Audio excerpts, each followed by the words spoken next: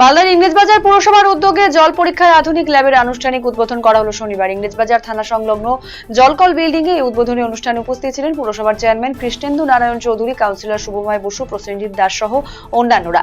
ইংরেজবাজার শহরের বিভিন্ন এলাকায় থাকা প্রায় শতাধিক জলাধারের জল নিয়মিতভাবে এই ল্যাবে পরীক্ষা করা হবে। বিশেষভাবে ব্যাকটেরিয়া এবং অন্যান্য দূষণ নির্ণয় করে জলের গুণমান যাচাই করা হবে। পাশাপাশি সাধারণ মানুষও স্বল্প খরচে নিজেদের বাড়ির ট্যাঙ্কের জল বা অন্যান্য জল এখানে পরীক্ষা করাতে পারবেন বলে জানা গিয়েছে পুরসভা সূত্রে। শিলিগুড়িতে গরু চুরি সন্দেহে গণপিটুনি, মৃত এক। শিলিগুড়ির উত্তর একটিয়াশাল পাইপলাইন এলাকায় গরু চুরির সন্দেহে দুই ব্যক্তিকে গণপিটুনির ঘটনায় একজনের মৃত্যু হয়েছে, অপরজন আশঙ্কাজনক অবস্থায় হাসপাতালে চিকিৎসাধীন। ঘটনায় ব্যাপক চাঞ্চল্য ছড়িয়েছে এলাকা জুড়ে। জানা গিয়েছে শুক্রবার গভীর রাত থেকে এলাকায় গরু চোরের আতঙ্ক ছড়ায়। শনিবার সকালে সন্দেহজনকভাবে দুই ব্যক্তিকে আটক করেন স্থানীয় বাসিন্দারা।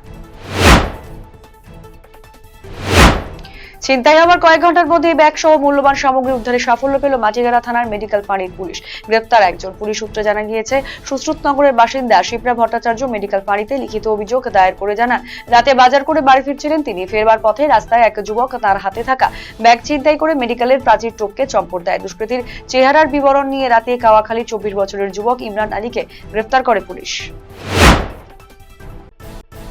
আবারও রাধিকাপুর এবং কুলিক এক্সপ্রেসের সময়সীমা পরিবর্তন করা হলো। রেল সূত্রে জানা গিয়েছে 13146 ডাউন রাধিকাপুর এক্সপ্রেস এবং 13054 ডাউন কুলিক এক্সপ্রেসের সময়সীমা পরিবর্তন হয়েছে বলে জানা গিয়েছে। রেলের সূত্রের খবর, 13146 ডাউন রাধিকাপুর এক্সপ্রেস আগে রাধিকাপুর থেকে ছাড়তো রাত 9টায়, এখন রাধিকাপুর থেকে ছাড়বে রাত 9:45। ট্রেনটি আগে রায়গঞ্জ থেকে ছাড়তো রাত 9:42।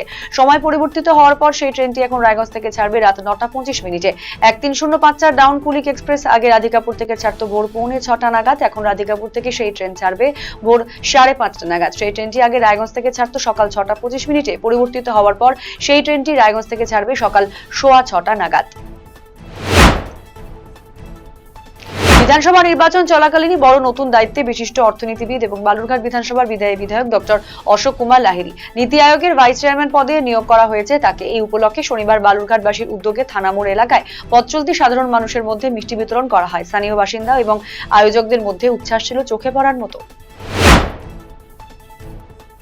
পুলিশি অভিযানে দেশীয় ও বিদেশি মদ বিক্রির অভিযোগে গ্রেপ্তার এক ব্যক্তি। শুক্রবার রাতে মালদার হবিপুরের কাতলাপুকুরহাট সংলগ্ন এমএলএ মোড় এলাকায় অভিযান চালিয়ে ওই ব্যক্তিকে গ্রেপ্তার করে হবিপুর থানার পুলিশ। ধৃতের নাম রবি সাহা, বাড়ি আইহো ঘোষপাড়া এলাকায়। এদিন পুলিশের বিশেষ অভিযান চলাকালীন ধৃতের কাছ থেকে প্রচুর পরিমাণে দেশীয় ও বিদেশি মদ উদ্ধার করা হয়।